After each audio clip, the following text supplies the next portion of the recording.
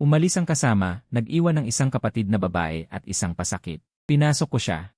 Sige lang, di naman siya makarinig. Naputol ang unang pag-ibig, nagmakaawa sa interview. Natakot sa gagamba, umiyak ng isang buong gabi. 26 na taon ng aking itinatagong kwento, mas malinis pa sa interrogation room. Sa 3 taon, isang umaga. Hinawakan niya ang pulso ko, sabi mo kahapon gusto mo ako, sabihin mo ulit. Bigla akong nag-isip, hindi ba siya anak ng dragon? Kaya sa 3 taon, lahat ng sinabi ko. Narinig niya ang lahat. Naku, nang namatay si Baiche, nandyan ako sa tabi ng kanyang kama. Hawak-hawak niya ang kamay ko, ang mga kuko ay sumasadyang pumasok sa palad ko, maputla ang labi. Isang salita, nakuha kita, kapatid. At umalis siya, parang nagbibiro lang. Mas matanda si Baiche ng 2 taon sa akin. Noong nasa militar kami, siya ang squad leader ko. Pagkatapos ng serbisyo, nagnegosyo siya, nalugi ng kung magkano. 23,000. Para sa mga mayayaman, maliit na halaga lang to. Para sa akin, yun na ang lahat ng naipon ko sa loob ng 4 na taon at kalahati. Pero nagbigay ako. Hindi dahil sa awa, kundi dahil nailigtas niya ako noon. Sa timog, sa baha. Nang bumagsak ang tulay, siya ang humila sa akin sa likod ng kwelyo. Isang kamay ang kumakapit sa nasirang tulay, tinagal namin ng 11 minuto. Mamaya, na-experience ang pinsala sa kanang braso niya. Hindi na siya ganap na nakabawi. 23,000, buhay ko ang halaga. Wala pang kasalan, kumuha lang kami ng lisensya. Nakatayo ako sa labas ng Civil Affairs Bureau, tinitingnan si Bai Mingbing. Maliit na dalaga, lampas 1 metro at 6, nakatirintas ang buhok sa mababang ponytail, suot ang light blue na dress, parang bagong bili, may etiketa pa sa kwelyo. Tiningnan niya ako, tahimik ang mga mata, walang sinasabi, at di rin makarinig. Sabi ni Baiche sa akin noon, siya ay may congenital sensory nerve disorder, hindi siya makarinig. Pero may kaunting natututunan, tinandaan ko na. Gumawa ako ng gesture ng ngi, tumango siya. Tinanggap siya. Nang bumalik kami sa inuupahang bahay, sobrang awkward ng sitwasyon. Isang tao, may 4 na bote. Isang kama lang. Inilatag ko ang kutson sa sahig ng sala. Nag-gesture ako sa kanya, tulungan mo dito sa loob. Naintindihan niya, pumasok siya sa kwarto. Isinara ang pinto, nakahiga ako sa sahig, nakatitig sa kisam. Bumubulusok ang radiator sa 30 na bote. Kumuha ako ng malalim na hininga, nag-iisa na lang. Baiche, sabi mo may utang ka, may utang nga. Kung mamamatay ka, mamatay ka na. Bakit kailangan mo pang iwanan akong may asawa? Niwala akong kachik na maayos na tinakbo. Pinaasa mo akong maging asawa. Nahinto ako bigla, nakagawian ng tingnan ang kwarto. Sarado ang pinto. May pader na nakaharang at di siya makarinig. Nagpatuloy ako. Sabi ko, totoo, medyo natatakot ako. Di dahil sa kanya. Natatakot ako na di ko magampanan ang bagay na to, ang hirap ng ama buhay, kailangan ko pang alagaan ang ibang tao. Parang naghulog ako ng bato sa balon, walang etyo. Safe. Ito ang unang beses na ginawang kahon ng semento si Bai Ningbing. Unang buwan. Halos wala kaming usapan. Naghahanda siya ng pagkain, naglilinis. Naghuhugas ng damit, tahimik na parang anino na walang tunog. Nagtatrabaho ako. Umuwi, humiga, paminsang nagtataas ng thumbs up sa kanya. Ipinapakita na okay ang ginagawa niya. Ngumiti siya, simpleng bata. Ganon ang mga nakaraang araw. Akala ko, ganito na lang ang buhay ko. Kasal na walang pag-ibig. Isang utang na buhay lang. Wala nang iba pang idadagdag sa amin. Hanggang isang araw, na-block ako ng ex-girlfriend ko. Hindi, mali. Tamang-tama, si ex-girlfriend ko, yung sa college. Nakita ko sa kanyang social media. Nakita ko siya na masayang kasama ng isang mayamang lalaki, sobrang ngiti. Ang caption ay, sa wakas, natagpuan ang tamang tao. Tinutok ko ng 3 segundo. Ipinaglandas ko ang cellphone sa sofa, at nakita ko si Bai Ningbing. Nakaupo siya sa mesa, nag-fold ng damit. Hindi siya tumingin. Kumilos ang labi ko. Sai. Siyempre, wala siyang reaksyon. Alam mo ba, may girlfriend ako nung college. Nag-backrest ako sa sofa, iniunat ang mga kamay. Siya si Zulin, ang ganda. Siya ang pinakamaganda sa klase. Sinuyod ko siya ng isang buong semester. Nagdadala ng breakfast. Nakatayo, tinutulungan siya sa mga lab reports. Sa wakas, nahulog ang loob niya. 3 buwan kaming magkasama. Sabi niya, Fang Yuan, sobrang bait mo sa akin. May pressure ako. Maghiwalay na tayo. Noon, parang nawala na ako. Kalaunan, nalaman kong ayaw niya sa akin kasi mahirap ako. 1,200 ang monthly allowance ko. Bumili ako ng lipstick na nagkakahalaga ng 1,000. Ang natira, naubos sa kalahating buwan ng instant noodles. Napatawa ako. Parang medyo tuyo ang lalamunan ko. Ay, 5 taon na. Naalala ko pa ang kulay ng lipstick. Natapos ni Bai Ningbing ang huling shirt, tumayo, inayos ang mga damit. Dinala sa kwarto, hindi man lang tumingin sa akin. Siyempre, hindi siya titingin. Hindi niya naririnig, Huminga ako ng malalim, pero pagkatapos kong magsalita, parang nabawasan ang bigat sa dibdib ko. Ito ang mga bagay na hindi ko nasabi sa kanino man. Hindi dahil ayaw ko, kundi kasi nakakahiya. Pero sa isang taong hindi nakakarinig, parang hindi nakakahiya. Ang pagkakaalam na ito ay nagbigay sa akin ng konting saya. Parang nakatagpo ng safe na hindi kailanman mabubuksan. Simula noong araw na yon, opisyal nang nagsimula ang aking buhay bilang kahon ng semento. Pag nagkaroon ka na ng una, may kasunod na yon. Nakakahiya pero normal lang. Kinabukasan, pagkatapos kong maligo, nakita ko si Bainingning na nakaupo sa sofa, nanonood ng muted na Rie, sanay siyang may subtitles. Umupo ako sa tabi niya. Medyo sanay na ako, kaya sinabi ko, may mas nakakahiya akong ikwento. Pero di siya gumalaw. Nasa tuhod niya ang remote at ang tingin niya nakatutok sa screen. Nilagpasan ko ang lalamunan ko. Noong 4th year college ako, nag-interview ako sa isang internet company. 3 interview, lahat nakikita. Naka-40 minuto, ang saya ng usapan. Sa wakas, sabi ng manager, "May gusto ka bang itanong sa akin?" Sabi ko, "Meron." Tapos nag-pause ako. Kumagat ako sa aking ngipin, naglabas ako ng utot. Hindi iyon tahimik na utot. Bumuga talaga, sobrang malinaw. Napakatahimik sa meeting room. Nagtigil pa nga ang aircon. Isang putok at sobrang tahimik. Hindi ko malilimutan ang ekspresyon ng manager. Para bang may nagbuhos ng invisible na maruming tubig sa mukha niya. Parang nag-freeze ako, nakaupo lang. Siya rin, parang nadismaya. Nagtitigan kami ng mga 5 segundo, tapos sabi niya, "Yumni. Hanggang dito na lang. Hintayin mo na lang ang tawag." Sabi ko, "Sige." Tumayo ako, pero ang mga binti ko ang lambot. Paglabas ko ng kumpanya, umupo ako sa tabi ng daan, sa ilalim ng mga bulaklak. Umiikot sa isip ko ang 5 segundo na yon. Parang gusto ko nang mamatay. Naupo ako sa sofa at nagbuhos ng tubig, parang nagsusulat ng diary o nagpa-therapy. Ang kaibahan, wala akong pinapansin sa therapy ko. Walang pumupuna, wala ring nag-judge. Perfect, sinasabi ko sa'yo. Natatakot ako sa mga caterpillar, hindi lang basta takot. Kapag nakita ko sila, lahat ng parte ng katawan ko nanginginig at parang umiiyak na ako. Isang beses nag-akyat bundok ako, isang puno ang nahulog sa akin. Tumama sa leg ko. Sumigaw ako. Naiyak ang 3 babaeng kasama ko. Akala nila may ahas. Nang malaman nilang ako ang umiiyak, isang 1.83 metro na veterano, nakaupo at umiiyak dahil sa isang caterpillar. Wala akong imik. Pati sa sinehan, umiiyak ako. Hindi yung tuwa na umiiyak. Yung huli kong napanood na pelikula tungkol sa aso, may isang malaking lalaki sa sinehan. Umiiyak siya, umaabot ang sipon sa labas. Kasama niya ang isang magkaibang magkasintahan. Wala namang umiiyak sa babae, pero isang napakamaalaga na lalaki nagbigay sa akin ng tissue. Yung tingin niya parang natatakot na mawala ang isang endangered species. Nakatsandali ako, nakatingin sa kisame. Sa ibang tao, kailangan kong magpanggap. Kailangan kong magpanggap na matigas, na hindi ako nagmamalasakit. Pero sa'yo, napalingon ako sa kanya. Nasa gitna pa siya ng pagbubunot ng sweater. Ubos na ang sinulid. Anyway, di mo rin naman naririnig. Umiti ako.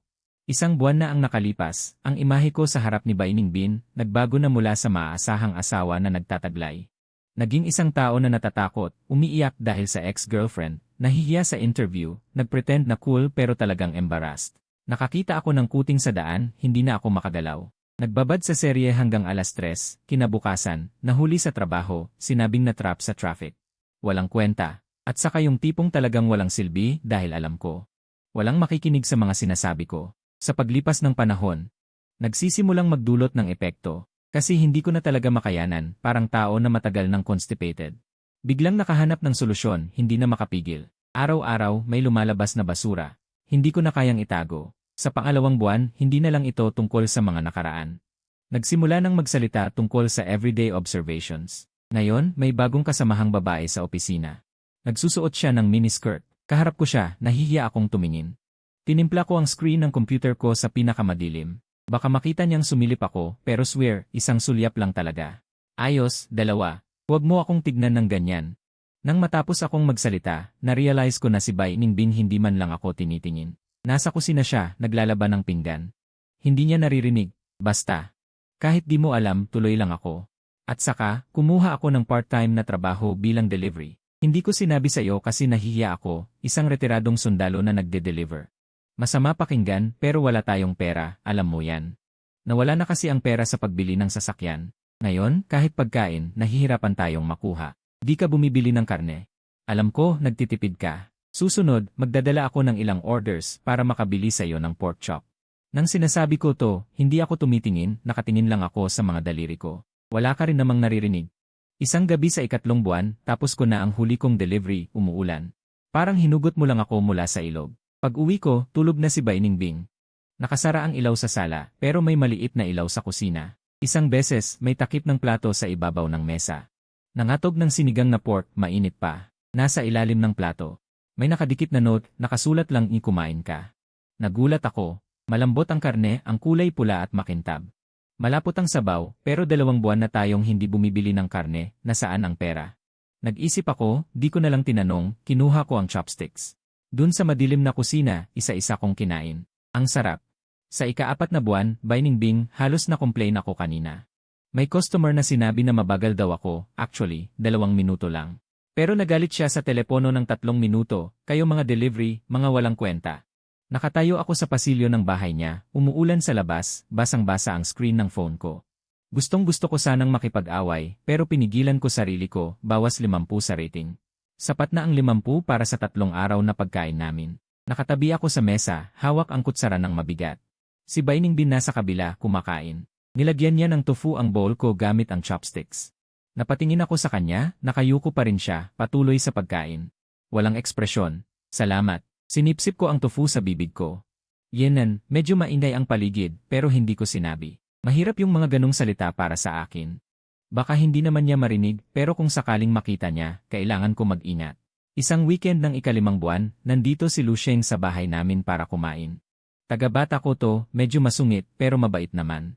Naka-cross-leg siya sa sofa, may hawak na sunflower seeds, pinapanood si Bainingbing sa kusina. Wow, ang saya ng buhay mo. Umubo siya habang sumisip ng buto. Nasa tabi, mahusay magluto ang misis mo, hindi ba? Nagkwento siya, alam mo ba, kahapon naglaro ako ng game. Sinampal ako ng asawa ko gamit ang rolling pin, sabi, di ka tumutulong sa bahay. Huwag kang ang ganyan. Tumingin siya sa akin, paano kayo nag-uusap ng misis mo? Same language. Yenan, simple lang, idinagdag lang ang strokes. Kapag complicated, nagsusulat na lang ako. Madali lang naman. Nasasanay na ako. Kapag tahimik, may mga benepisyo rin. Tama, kapag may tahimik na tao, nakakabuhay ng usapan. Pinagsabong ko ang buto ng sunflower papunta sa noo niya. Umalis ka, tumawa siya, pero bumulong na lang. Seryoso, may nararamdaman ka ba para sa kanya? Yung tipo ng nararamdaman ng lalaki para sa babae. Hindi ka naman pareho ng monghe. Tahimik lang ako, hawak ang sunflower seed. Matagal din tahimik, may nararamdaman ba? Sabi ko, wala. Kalimutan na yan. Maganda siya, yung tahimik na ganda.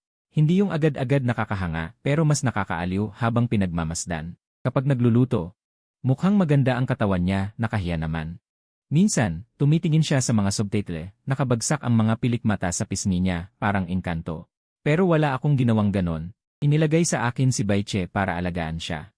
Hindi ako nandyan para mangabala. Wala, sabi ko, si Lucien ay tumingin sa akin. Yung tingin na para bang anong ginagawa mo, pero bihira siyang magtanong pa. Sige, tumayo siya. Hi, Bilbil. Sige, aalis na ako. Sa susunod, pakainin mo ako, basta lagi mong sinasabi na sa susunod. Kaya sa susunod na lang, umalis siya. Nang sumara ang pinto, lumingon ako. Si Bainingbing ay may dalang pagkain mula sa kusina. Sakto siyang tumama sa aking tingin. Pinihit niya ang kanyang ulo, parang sinasabi, umalis na siya. Tumango ako. Ipinatong niya ang pagkain sa mesa, lumingon at bumalik para kumuha ng sabaw. Tumingin ako sa kanyang likod, nag-isip ng mga bagay, tapos pinilit ang sarili kong ilihis ang tingin. Ika-6 na buwan, si Bainingbing. Sa tingin ko, baka may mali sa akin. 11:00 na, dapat natutulog na siya. Nahiga ako sa sahig ng sala, nakatingin sa kisame habang nagsasalita. Noong nag-deliver ako ng pagkain, nakita ko ang isang magkasintahan na naglalambingan sa tabi ng daan. Ang naisip ko kaagad. Hindi pagkaljealous, kundi naisip kita. Hindi yung ganoong klase. Ay naku, basta bigla na lang kitang naisip, nakasuot ka ng puting sweater ngayon. Medyo maluwag ang kwelyo, lumabas ang konting balikat. Nagtaka ako at napatahimik. Pinitik ko ang mukha ko gamit ang kamay. Ano bang sinasabi ko? Walang anuman, walang anuman. Ulitin ko yan ng 3 beses, parang naglalabas ako ng hangin. Natutulog na ako. Humiga, sinubsob ang mukha ko sa unan. Medyo mabilis ang tibok ng puso ko. Hindi pwede, huwag sa ganoong direksyon mag-isip. Kapatid siya ni Baiche. Nagbabayad lang ako sa utang. Nagbabayad lang ako sa utang. Umikot-ikot ako, nagtagal ng halos 1 oras bago makatulog. Sa ika-8 buwan, nangyari ang isang bagay na nagpabatid sa akin na hindi kasing simple ng inaasahan ko ang relasyong ito.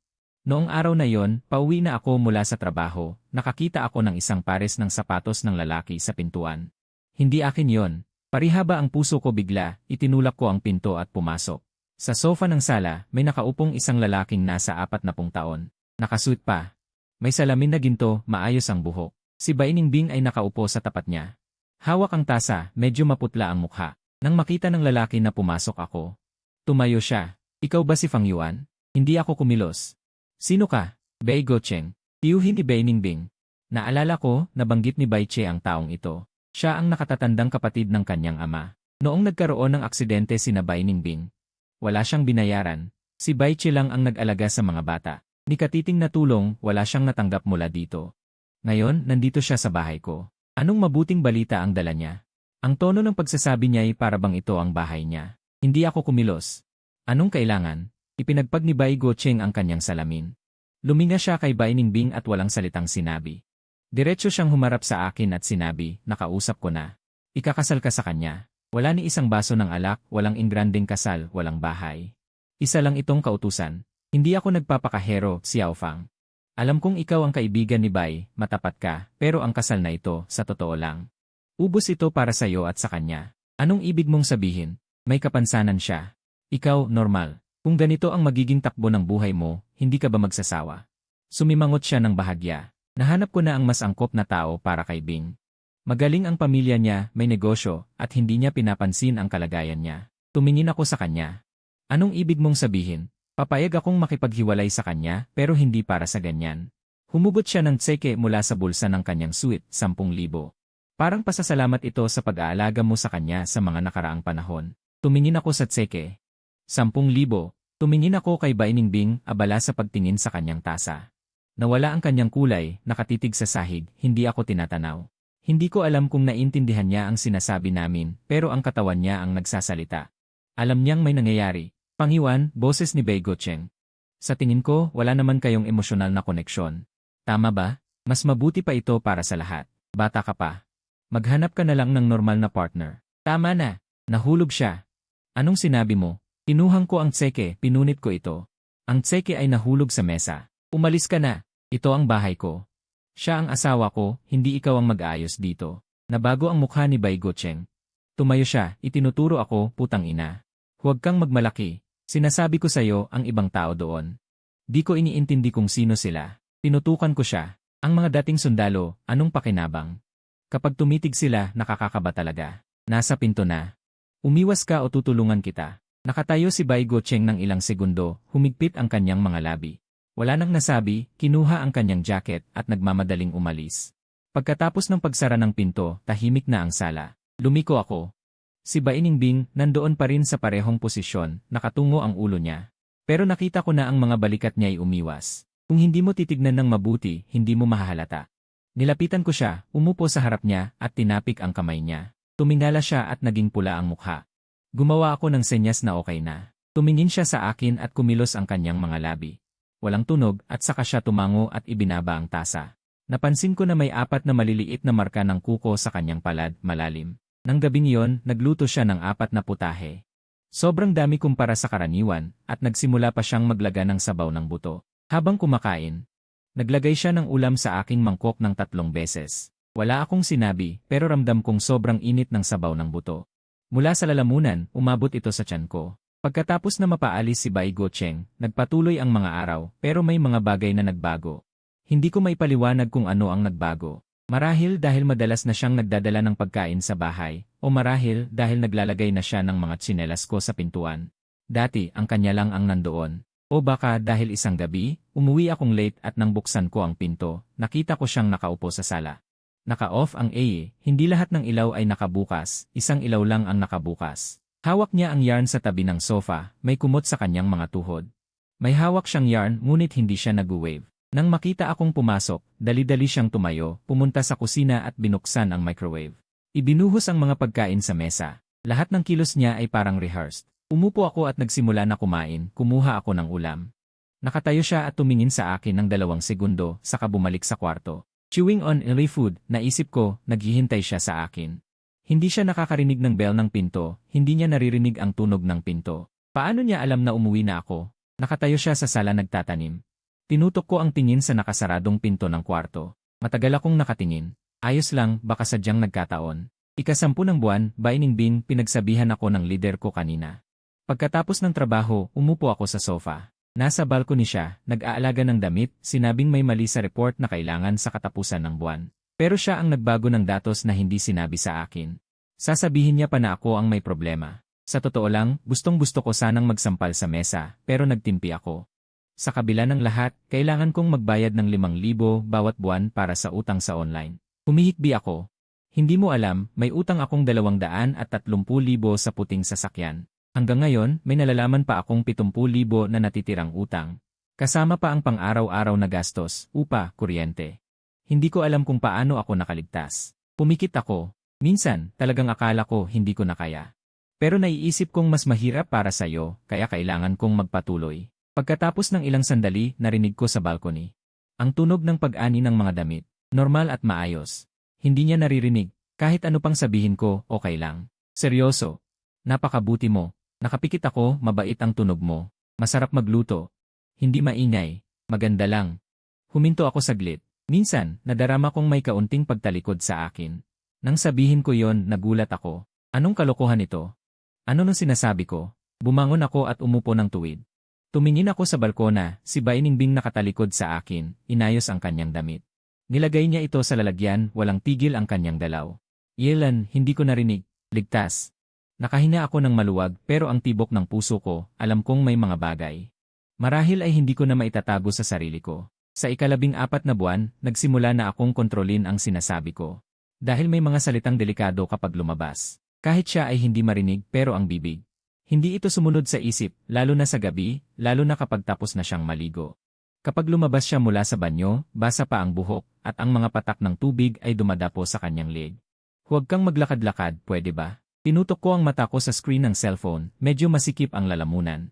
Siyempre, hindi siya naririnig ko ang mga hakbang niya sa sahig, naglalakad siyang tahimik. Bango ng body wash ang naamoy ko. Itinaas ko ang cellphone ng kaunti, pinigilan ang aking tanaw. Alam mo ba kung ano ang ibig sabihin na ang asawa mo ay isang lalaki? Sabi ko sa screen ng cellphone. Napakababa ng boses ko. Pumasok siya sa kwarto, sinara ang pinto. Tinapon ko ang cellphone sa tabi. Nahulog ako sa sofa, napagsalitaan ko ang sarili ko, Fang Yuan, hayop ka. Kapatid siya ng kaibigan mo. Isang utus-utusan ka lang. Ang utusan ay dapat alam ang kanyang papel. Humiga ako na nakaharap sa sofa, pinisil ko ang aking mga mata. Hindi pwede. Talagang hindi na kaya. Sa 16 na buwan, nandyan na si Lusheng ulit. Ngayon, nagbabarbecue siya sa ibaba. Wala si Bainingbing, namili siya sa grocery. Nagluluto si Lusheng ng atay, umiinom ng 2 bote ng beer, kaya ayan, nag-usap na siya. Sabi ko, Fang Yuan, anong progress niyo ng asawa mo? Anong progress? Seryoso ang ekspresyon ng bote ng beer. Hindi ito para sa loob ng eksibisyon. Para ito sa matinding pagsasanay. Tahimik lang ako, gusto mo siya ba? Umikot ang bote ng beer sa kamay ko. Tama na, huwag nang magpanggap. Tumingin ka sa mga mata niya, hindi ito katulad ng tingin mo noon kay Zhouling. Saan na iba? Nag-isip ako ng matagal. Noong tinitignan ko si Zhouling, pakiramdam ko mataas siya. Hindi ako karapat-dapat sa kanya. Kapag tinitignan ko si Bainingbing, huminto ako saglit, parang gusto kong laging nandyan kahit walang ginagawa. Just stay there. Tumitingin siya sa akin nang walang kibo. Inangat niya ang bote ng alak, tinamaan ang bote ko. Ipahayag mo na. Hindi siya naririnig. Ipakita mo sa kanya sa sapatos, gumamit ng sign language. Siyempre hindi, pinagsaluhan ko ang beer. Ano ba ang kinakatakutan mo? Kinakabahan ako. Kasi baka pag malaman niyang ganito ang nararamdaman ko, maaasar siya at isipin na nananamantala ako. Sumagot si Lusheng, nag-isip muna tapos sinabi. Kaya plano mo bang buong buhay na lang sa sala matulog? Hindi ako sumagot, dinampot niya ang hangin. Ikaw, noong naglilingkod ka, ganoon kalaki ang puso. Bakit kapag nasa relasyon, ganito ang nangyayari? Napangiti ako. Si Zian, hindi siya bulag pero alam niya kung ano ang nasa isip ko. Hindi ang pagtanggi ang kinatatakutan ko. Ang takot ko ay baka hindi ko na mapanatili ang ganitong katahimikan. Sa daan pa uwi, naramdaman kong may kasalanan, buksan ko ang pinto, ilalagay ang kamay ko. Tiningnan ko ang baso ng tubig at ang likod ni Bainingbing na papalayo. Tahimik, lumipas siya, parang nag-express ako ng gusto ko sa kanya. Napansin niyang hindi siya lumingon, pumasok siya sa kwarto, sinara ang pinto. Kumuha ako ng malamig na tubig at uminom, matamis. Sa 20 buwan, may nangyaring kakaiba, hindi siya ang nagbago. Ako ang nagbago, hindi ko na kayang pigilin. Noong una, sinabi kong mga nakaraang hindi mahalaga. Ngunit ngayon, tuwing nagsasalita ako, siya na ang bumabalot sa mga salita ko. Ang ganda ng dress mo today. Yung sweet and sour ribs na ginawa mo, kaya kong kumain ng 3 bowl. Kapag ngumiti ka, may isang alaala na walang babalik. Sabi ko, gusto ko siya, hindi niya narinig. Sabi ko, gusto ko siyang halikan, hindi niya narinig. Sabi ko, gusto kong ilipat ang kumot sa kwarto, hindi niya narinig. Ito ay isang panig na walang tugon na usapan. Bigla akong naisip, hindi na yata okay. Sa ika-22, may mga bagay na lumalala. Isang araw, nag-deliver ako ng pagkain. Pulang-pula ang mga kamay ko, pagpasok ko, nagpalit ng sapatos, lumabas si Baining Bing galing sa kwarto. Nakita ang mga kamay ko, hindi siya nagsalita. Hindi siya nagsasalita, pero may ginawa siyang kilos. Lumapit siya at hinawakan ang mga kamay ko. Tinakpan nito ang daliri ko gamit ang kanyang mga kamay.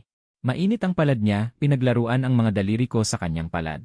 Dahan-dahang sumisibol ang init mula sa kanyang mga daliri, pinagmamasdan ko ang itaas ng kanyang ulo, napakaliit ng buhok niya.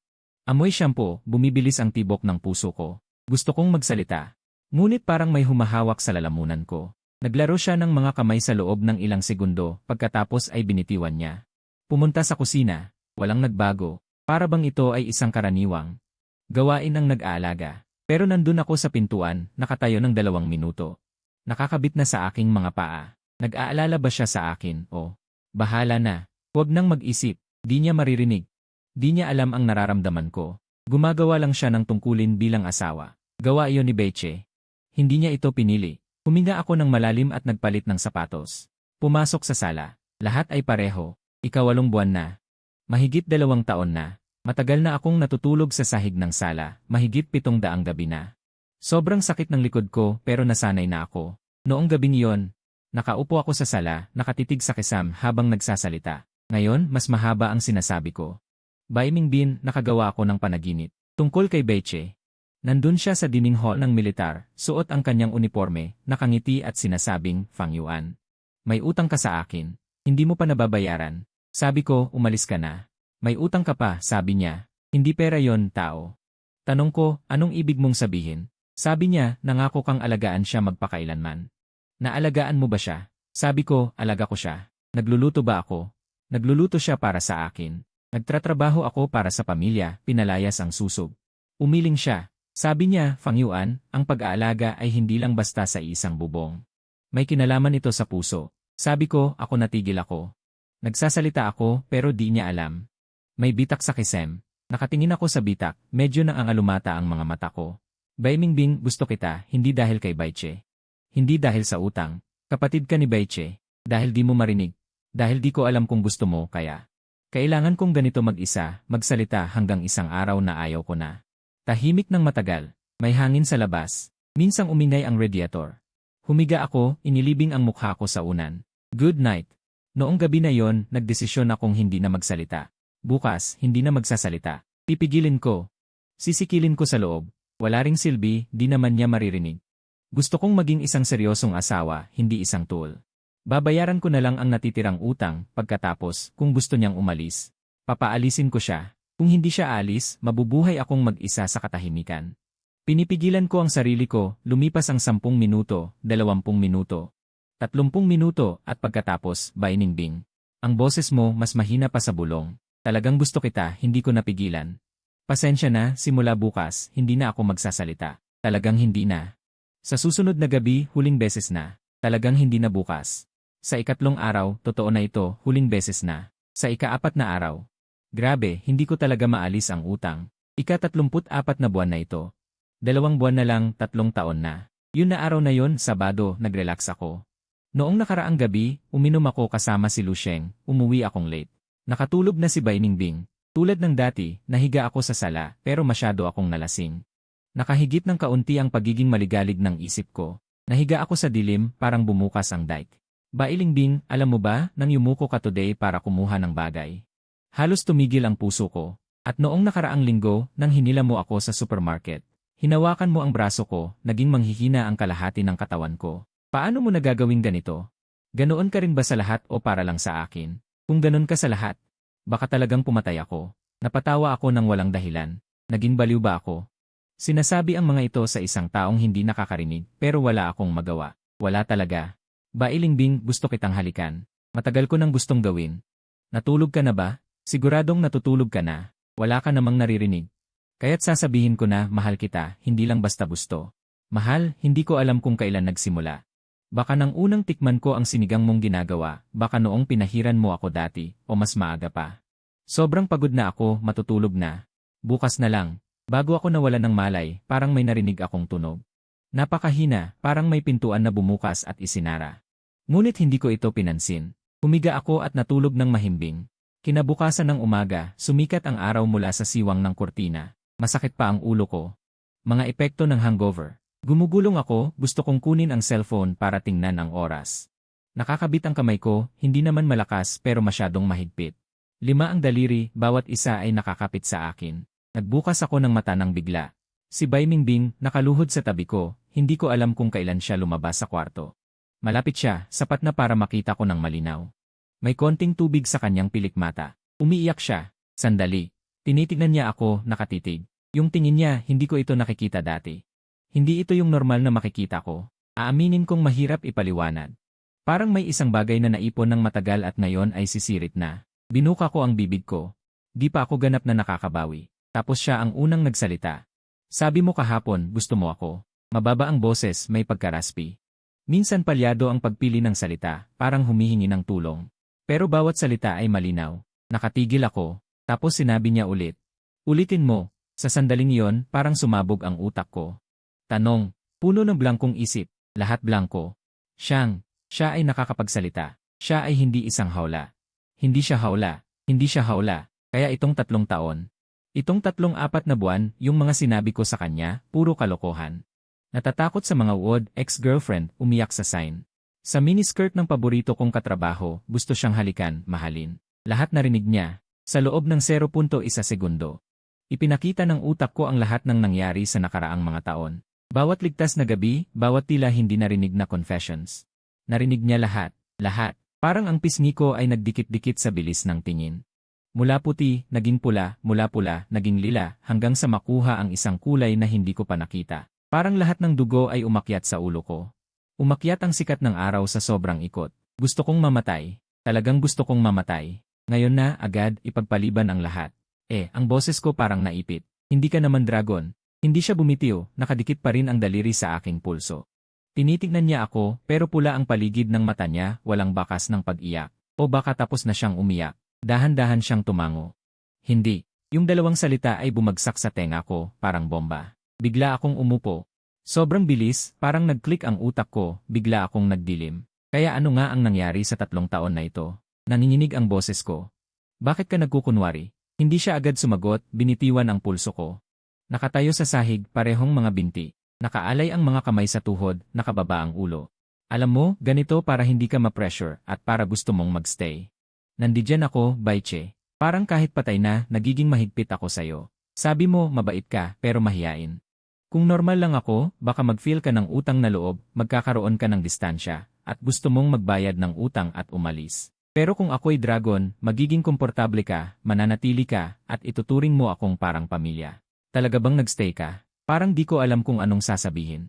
Ang nasa isip ko lang, yung mukha ni Baiche bago siya mamatay, nakangiti. Yung tarantado.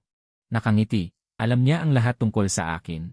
Alam niya ang aking pagkamahiyain, ang aking pag-iwas. Alam niyang ma-inlove ako sa kanya. Bakit nga ba? Bakit kailangang sabihin mo ngayon? Matagal na, kasi di ko na kayang itago. Ang tenga ko, pulang-pula. Narinig ko lahat ng sinasabi mo. Sa unang araw, ay sinabi mo, tagagawa ng interview, bulok yan. Nanlambot ang labi ko. Parang di ko mapigilang tumawa. Ikaw, nagsabi ka tungkol sa mga uod. Noong gabing iyon, nagtawanan ako sa ilalim ng kumot ng kalahating oras. Ikaw, sabi mo nag-cry ka sa sign. Sinabi mong yung bagong kasama sa trabaho, bigla siyang tumigil. Uminit ang pisngi ko, parang aabot na salig. Lahat yon narinig din. Gusto kong magtago sa sahig, ngayon na. Kung meron lang basement itong inuupahan, doon na ako papasok. 3 taon na istorbo, 3 taon ng swerte at hirap. Sigurado namang hindi niya naririnig. Nakikinig siya, pero tila fake lahat. Nakahawak ako sa pinto, 3 beses itong bumukas at isinasara. Sa huli, nakatulog na siya. Lumiliit ang boses niya. Nakatayo ako sa tabi mo, tinitigan kita ng matagal. Wala kang ingay habang natutulog. Mahahabang pilikmata. Tinitignan ko siya mula sa likod ng mga daliri ko, hindi niya ako nakikita. Titig na titig siya sa tuhod niya. Parang lahat ng naipon na salita, bibigay na lahat. Akala ko, magpapatuloy lang ako sa pagpapanggap. Sinabi ng kuya ko, hintayin mong masabi mo na. Kung makaharap ako, kailangan din na magpanggap, pero hindi ka pa rin nagsasalita. Sinabi mo lang sa kisame, sa hangin, sa akin na akalaing hindi nakakarinig. Hindi mo pa ako sinabi, kumagat siya sa labi, kahapon sabi mo mahal mo ako. Nasa kwarto ako, hindi nakasara ang pinto, narinig ko ng klaro. Itinaas niya ang ulo. Nakatitig lang siya sa akin. Hindi na ako makapaghintay, kaya nagtanong ako sa'yo. Totoo ba ang sinasabi mo? Ulitin mo sa harap ko. Tahimik sa sala. Ang liwanag mula sa kortina ay pumasok, nag-iwan ng guhit sa sahig. Ang alikabok ay sumasayaw sa sinag ng liwanag. Nakita ko ang aking kamay, hindi makikita mula sa labas. Niling siya doon, medyo magulo ang buhok, nakalaylay ang kwelyo ng pajama. Walang makeup, namumula ang mata, pulang-pula ang ilong. Ngunit talagang maganda. Binitiwan ko ang aking kamay, Bai Mingbing. Yenel, kung sinabi mo lang sa akin kanina, Yenel, lahat ng kahihiyan ko sa harap mo nitong 3 taon, Yenel, interview na awkward, takot sa uod, iyak habang nanonood ng scene. Isang buwan na panty na pinapakialamanan, Yenel, alam na lahat. Huminga ako ng malalim, huminga uli, at sabi ko, mahal kita. Okay na ba? Sabi ko na sa harap mo. Masaya ka na ba?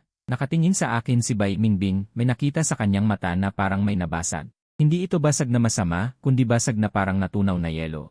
Ngumiti siya. Mula nang kilalanin ko siya, ito ang unang pagkakataon na nakita ko siyang ganyan, hindi ito hangin, kundi ang isang buong mukha na nagniningning. Nakakunot ang mata, may mga butas sa pisngi. Unang beses siyang ngumiti mula noon. Matagal na mula nang may nakaisip ng ganito. Mula nang pinalayas mo ang tiyuhin mo, hindi mas maaga pa. Mula nang una mong sabihin na masarap ang luto niya, hindi ako makagalaw.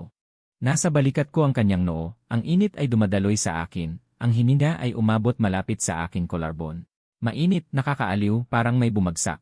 Sa wakas, bumagsak na. Humiga ako, nag-atubili. Nagdahan-dahan akong lumapat sa likod ng kanyang ulo, malambot ang buhok. Maingat kong pinisil, Bai Mingbing, Yenen. Mula ngayon, sa salakan na matutulog. Pumunta ako sa kwarto. Umungol siya sa balikat ko. Ibinuka ang kamay, kinuyom ang aking baywang, masakit. Ngunit tumawa ako. Isang kalahating oras pagkatapos, naupo ako sa sofa. Hawak ang honey water na pinagala. Nakatayo siya sa tabi ko, ang mga tuhod ay nakadikit sa aking hita. Uminom ako ng tubig, ibinaba ang tasa, biglang naisip ko. Teka, sabi mo noong unang araw halos tumawa ka. Lanan, anong nangyari pagkatapos? Sabi ko ang mga nakakahiya kong bagay, anong reaksyon mo? Tahimik siya ng 2 segundo, at pagkatapos ay kumuha ng notebook mula sa pagitan ng sofa. Nakita ko na yung notebook dati, akala ko nagsusulat siya ng diary. Binuksan niya. Nilapitan ko para tingnan, sa 7th araw, sabi niya, nag-interview daw ako.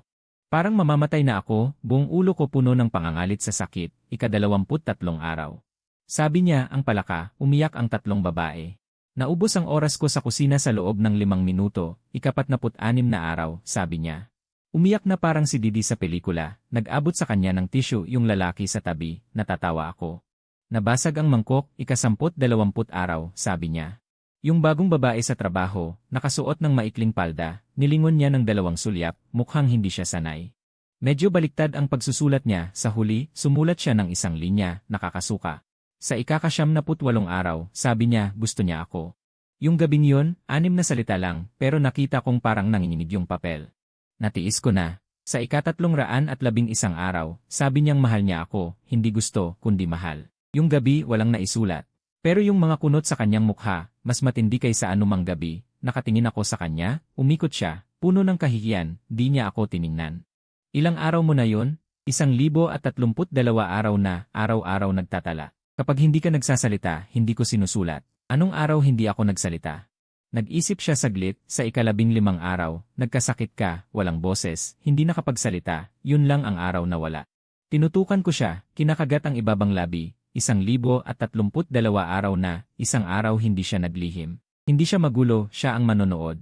Siya ang tanging taong mula simula hanggang katapusan, buong atensyon. Bigla akong natawa, yung tawang galing sa puson. Lalong lumakas ang tawanan ko, hanggang sa pumutok ang mga mata ko sa sakit sa pag-iyak, putang ina, ikaw, bastos. Nakahiga ako, nakatingala sa kisame, nagtanong, nakangiti ka ba dyan sa taas? Ikaw ang may gawa nito. 3 taon, pinakikinggan mo ang mga pangit kong kwento. Gusto mo bang makita akong masaktan, ha? Wala namang sumagot mula sa kisame. Pero lagi kong iniisip, parang umiingay yung bitak. Lumapit si Beilingbing. Ipinatong ang ulo sa balikat ko, nakapit ang daliri ko. Ilan, anong gusto mong sabihin ngayon? Nag-isip ako. Hindi ko nasasabihin ngayon. Bakit? Kasi naririnig mo na. Kailangan kong matutong makipag-usap ulit. Tumawa siya muli, tumingin ako sa kanya. Sobrang lapit, para kong nakita yung dimples niya sa kanan, pero may isang bagay pa akong gustong sabihin. Ano yun? Huwag ka nang magtago. Lanan. Ano man ang sabihin ko, kaya mong sagutin. Yinen, natatakot akong mapagalitan ng nanay. At huwag kang tumawa. Hindi ko maaasahan. Hinalikan ko siya. Nakadampi ang mga labi ko sa buhok niya, sobrang gaan. Parang dati, nagsasalita sa hangin, pero ngayon may etyo na. Hawak niya ang kamay ko ng mahigpit. Pumasok ang liwanag mula sa labas, tigil na ang ingay ng heater. Biglang lumaki ang kwarto naming may upa, kayang ipagsiksikan ang 3 taong sikreto. 1,032 araw ng tala-arawan, at 2 tao na hindi na kailangang makipag-usap sa hangin. Noong hapon na yon, kinuha ko ang cellphone ko at yung contact list at nakita si Lusheng. Nagpadala ako ng mensahe. Sabi ko sa kanya na gusto ko siya. 3 segundo later. Eita, sa wakas, ano sabi niya? Naisip ko, nagtype ako ng 1 linya. Sabi niya, alam na niya yon noon pa. Alam na niya mula pa 3 taon ago. Hindi siya si Long Z. Nagkaroon ng 1 minutong katahimikan. Tapos bigla siyang nagtanong, yung mga sinabi mo noong 3 taon, yung tungkol sa interview, kalokohan ba yon? Narinig niya lahat. Pinilit ko ang sarili kong hindi magalit sa loob ng 3 segundo. Naglagay ako ng cellphone ko, tiningnan siya. Ayaw niyang marinig na binubuli siya. Kaya, pakasalan mo siya. Please! Sinungaling! Sinungaling! Pero nakakatawang hindi ako nagalit. Naisip ko pang magpasalamat sa kanya. Dahil kung hindi siya, hindi ko malalaman. May 1 tao palang handang manahimik ng 3 taon para lang hintayin akong sabihin yon. Si Baining Bin sumilip mula sa kusina. Gumawa siya ng senya sa akin, kumain na tayo. Tumayo ako. Lumapit ako at habang nandoon siya, hinaplos ko ang ulo niya. Huwag ka nang gumawa ng senyas, makipag-usap ka sa akin. Umikot siya at tumingin sa akin. Ngumiti siya. Fang Yuan.